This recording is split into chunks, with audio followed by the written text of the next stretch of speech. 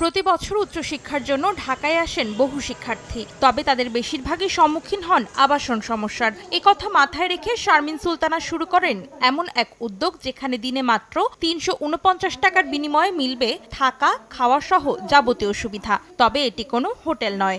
ব্যাচেলরদের জন্য best accommodation with affordable price and security obviously. মানে ৩৪৯ টাকায় একদিন থাকা খাওয়া থেকে বেসিক সব ইয়েগুলো পাচ্ছে আমরা। শারমিনের মতো এমন বেশ কয়েকজন উদ্যোক্তাকে নিয়ে এসএমই ফাউন্ডেশন আয়োজন করে বিজনেস পিচ কম্পিটিশন, যেখানে জুরি বোর্ডের সামনে নিজেদের ব্যবসায়িক পরিকল্পনা উপস্থাপন করেন ১০ জন নারী উদ্যোক্তা। এরপর তাদের মধ্যে থেকে বেছে নেয়া ৩ উদ্যোক্তার হাতে তুলে দেয়া হয় অর্থ পুরস্কার, বাকিদের দেয়া হয় সনদপত্র।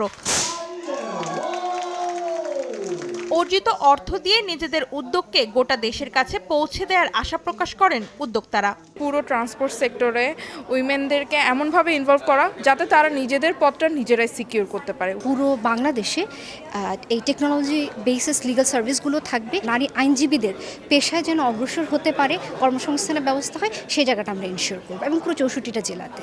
এর আগে ব্যবসায়িক পরিকল্পনা উপস্থাপনের নানা কৌশল সম্পর্কে জানাতে ২৪ জন উদ্যোক্তাকে ২ দিনের আবাসিক প্রশিক্ষণ দেয়া হয়। ভবিষ্যতে আরো অনেক বড় পরিসরে আমরা এটা করব। অন্তরা সেন, সময় সংবাদ, ঢাকা।